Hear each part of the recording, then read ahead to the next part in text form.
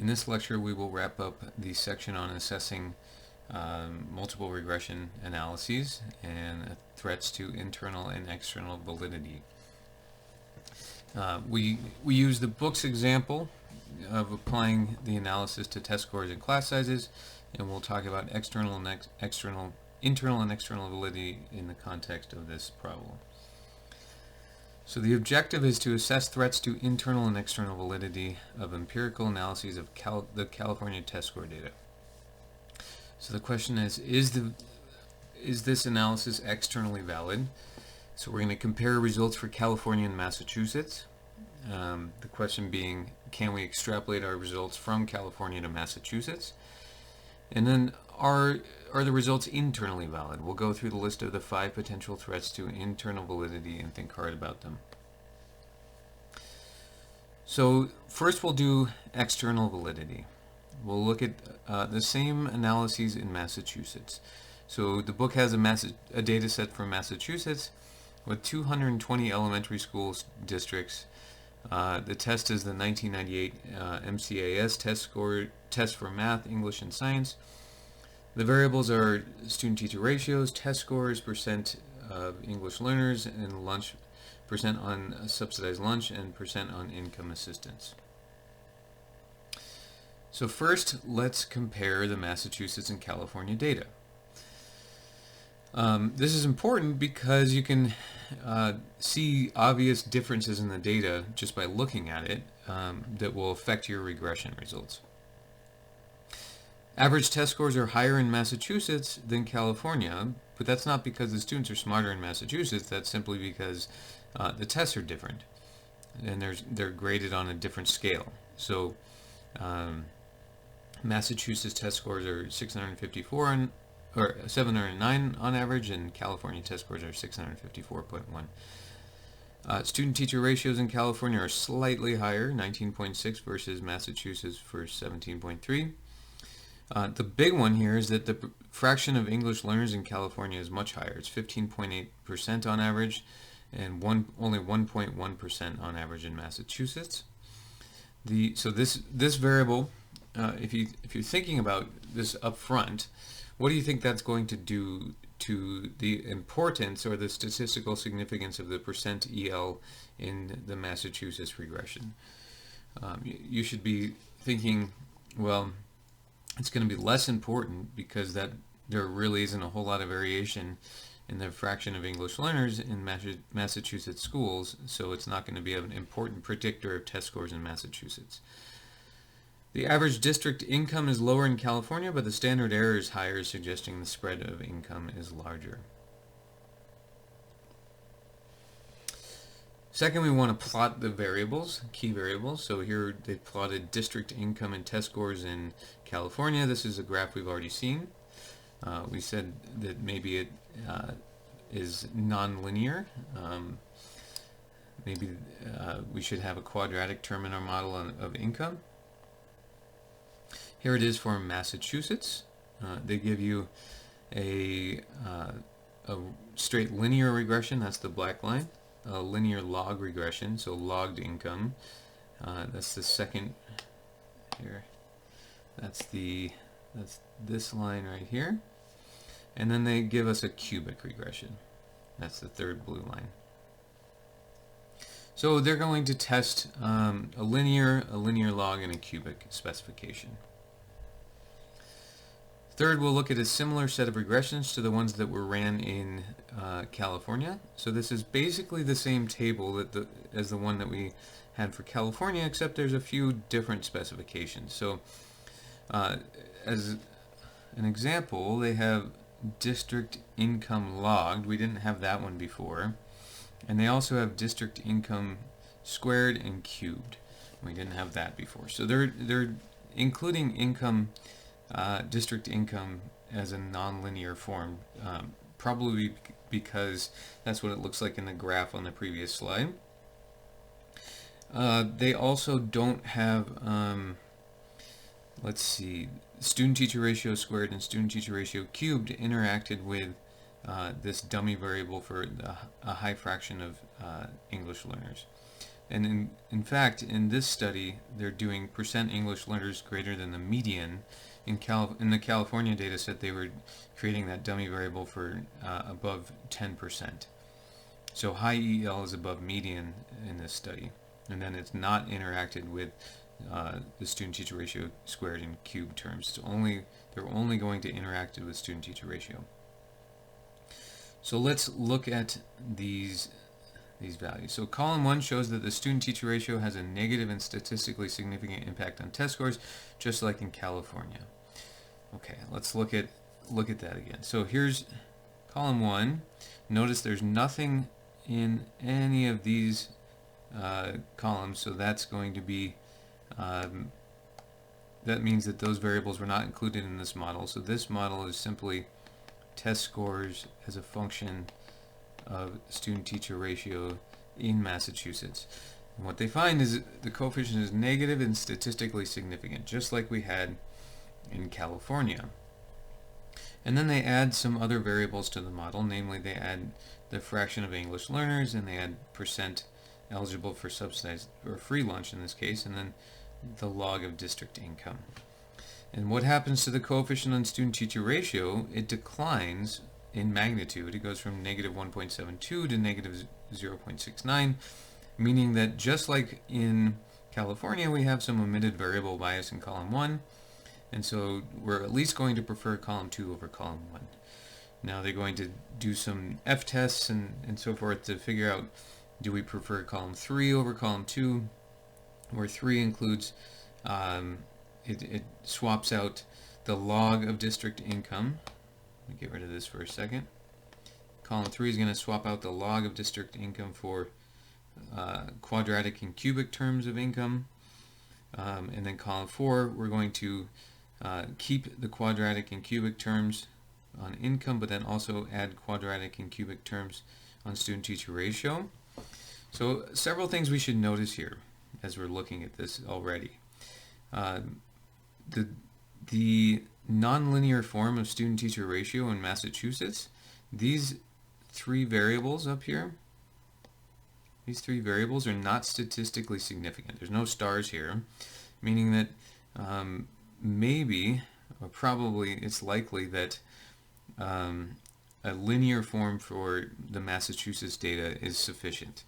That adding the quadratic and cubic terms aren't really helping this model for Massachusetts. We should also note, as expected, that the fraction of English learners is virtually,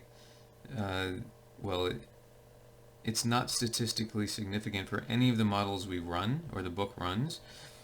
So each of these values here, each of the coefficients in models 2, 3, 4, and 5, the fraction of English learners, whether or not it's continuous, this row, or the dummy variable, this row, the variable is not statistically significant, meaning that it's not a statistically significant predictor of test scores in Massachusetts. So that was expected because the average fraction of English learners in Massachusetts was quite small.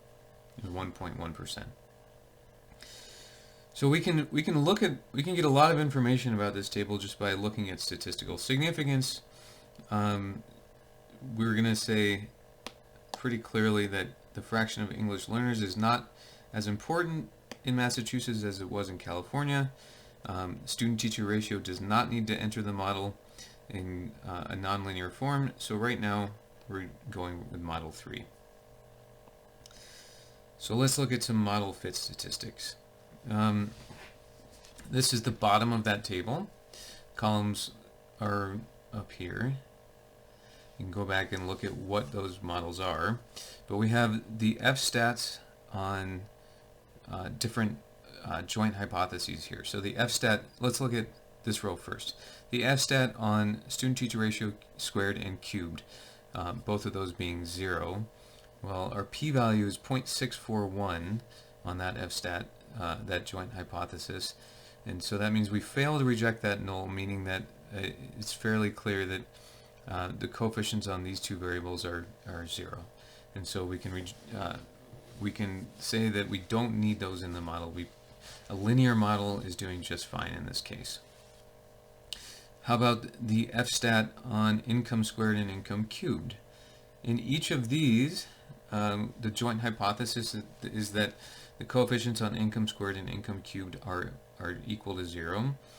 Each of those we strongly reject our null hypothesis. The p-values are quite small, so we're going to say that income squared and income cubed are important in the model, or at least some nonlinear form of income is important in the model. The first row is all student-teacher ratio variables and their interactions. These are marginally statistically significant. We're getting close to 0.05 or 5%. And so interactions with high EL in Massachusetts are less important. But remember, this joint hypothesis in this column is testing whether or not the coefficient on student-teacher ratio is equal to 0, and or the coefficient on the student-teacher ratio and its interactions are equal to 0. So as long as one of those is not equal to 0, then we're going to reject our null. And it's most likely that we're rejecting the null because the coefficient on student-teacher ratio by itself, not the interaction term, is not equal to 0. And then again, yeah, so we can see the joint hypothesis that high EL and high EL times student-teacher ratio, that interaction, we're failing to reject that null hypothesis with a p-value of 0.2 or 20%. So that kind of indicates that what's driving a low p-value in the first row is not this interaction term, but the coefficient on student-teacher ratio itself. You can see we get a small r squared when we only have student-teacher ratio in the model, just like we had in California. But adding additional variables dramatically increases the r squared, and it's about the same for every other model. So just going from 1 to 2, adding those additional variables dramatically increases our r squared. So that is also an indication that we want more than just the linear model with only one variable. So based on this, it's still pointing, so this model's out, this model's pretty much out, so we're still leaning towards model 3 here. So the results, the r squared goes up when additional controls are added, just as in California, we saw that, going from column 1 to column 2 to column 3. Columns 2 and 3 test alternative functional forms of income. It doesn't appear to make that large of a difference in r squared when income is cubic versus log, but the f-stat is large, suggesting cubic is a better functional form. Therefore go with column 3. Column 4 tests the nonlinear relationship between student-teacher ratios and test scores for Massachusetts. In California, we saw the cubic best fit the data. Here, the f-stat on those two variables, student-teacher ratio squared and cubed, fails to reject the null with a p-value of 64%. So we said that the linear model is sufficient in Massachusetts. Column 5, there's no evidence that %EL has a nonlinear effect as it did in California.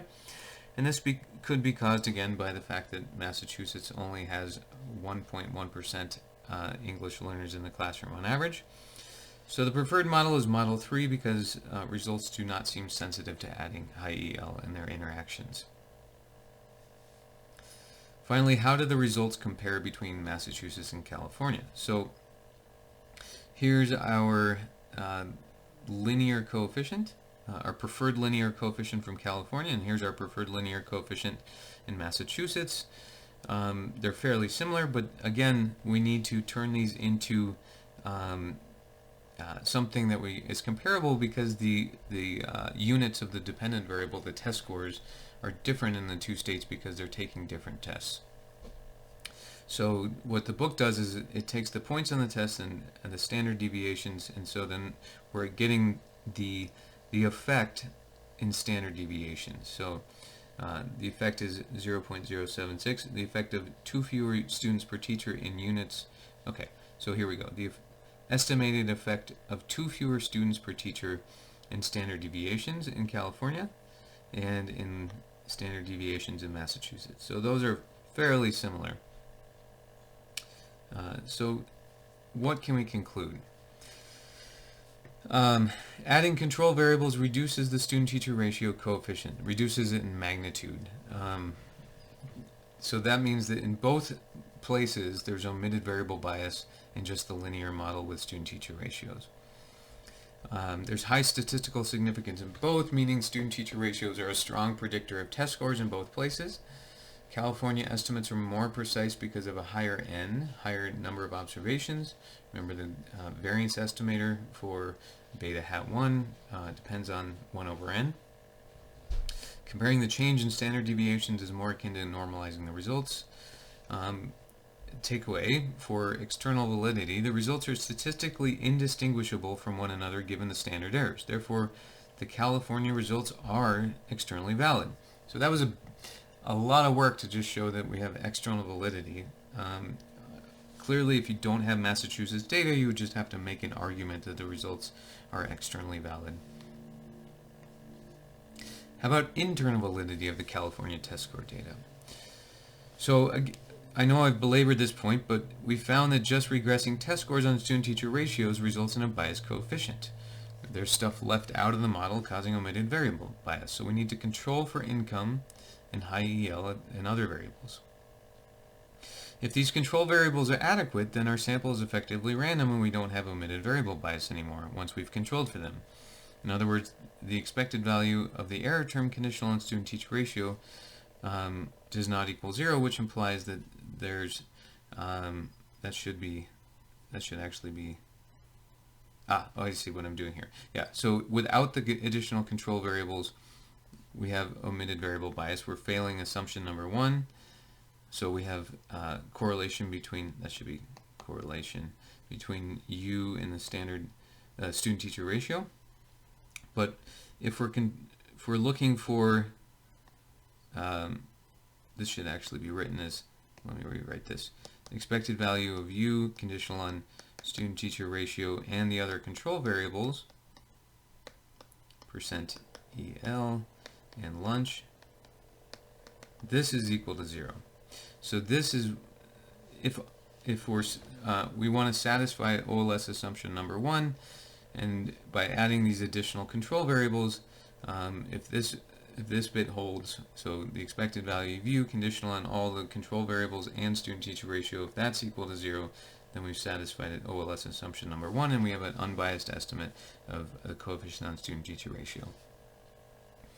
However, there still may be omitted variables. There's no way to know for certain. This is just an argument. So somebody could probably come up with additional omitted variables that could be biasing your results. The only way to remove omitted variable bias for certain is to conduct randomized trials. Internal validity 2, the next two things we have to consider. Functional form. We've explored a variety of functional forms like quadratic and cubic forms of student-teacher ratio and quadratic and log forms of income. We could explore more, but the results are unlikely to be largely affected by alternative forms. And so I think once you try a few, if your results are pretty robust to those different forms, then you're pretty happy. When you should be worried if the results are not robust, if the results dramatically change when you change the functional form. Errors in variables or measurement error. We want to think about student-teacher ratio not accurately recording class size of students moving in and out of districts. So one thing that could be happening is that classes were large at the beginning of the year. The tests were taken maybe at the end of the year, and if the class size was only measured at the beginning of the year, there might be a bunch of students that left the class or moved out of the district, or some students that moved in, and so class size might have actually changed. Income is not usually perfectly recorded, so that variable is almost definitely recorded with measurement error. And so we just need to think about this. We need to go through our variables and look at them and see if there's outliers, or think about whether or not some of them could be measured with error. And then finally, selection bias. The data set covers all school districts in California and Massachusetts, so there's no reason to believe we have selection bias in this case. If in fact they had sampled only the wealthiest districts, or only districts in LA, or only districts in San Francisco, or maybe rural districts, then this would bias our estimates. We'd have selection bias. And remember that the solution to selection bias was to reinterpret the coefficients. So if we only sampled schools in LA, we could say we are estimating the relationship between student-teacher ratios and test scores for districts in LA, not California on a larger scale. And so then we would be talking about external validity to California more broadly than just external validity as opposed to external validity to Massachusetts. If we only had the schools in LA or San Francisco, we would then be expanding our discussion of external validity to all schools in California. But we're not doing that. They've got all schools in California, and so there's no reason to believe we have selection bias. Finally, we have simultaneities. And simultaneity would require that the performance on test scores would affect student-teacher ratios. So remember, simultaneity says, well, the way we write our regression says that the causality goes this way. Student-teacher ratios affect test scores. Simultaneity says it goes the other way as well. So if there's any reason that test scores could affect student-teacher ratios, then we would be in trouble. This could happen if low-performing districts received more funding to lower student-teacher ratios by hiring more teachers, for example. So past test scores could influence student-teacher ratios in the future. We can go to legal and government information to find this out. If this kind of funding is occurring, it turns out it isn't, so it's not likely to be affecting our models. Okay, so that wraps up assessing multiple regression studies. This kind of ties together everything we've done in the class so far. We've now looked at multiple regressions with nonlinear forms, with interactions between key independent variables of interest like student-teacher ratio and other variables, and we've looked at how to determine which models are the best, and then using f-stats and things like that, and looking at t-stats and significance. And then we've also looked at how to evaluate studies in general, using the 5 threats to internal validity, and then thinking hard about whether or not your results are externally valid.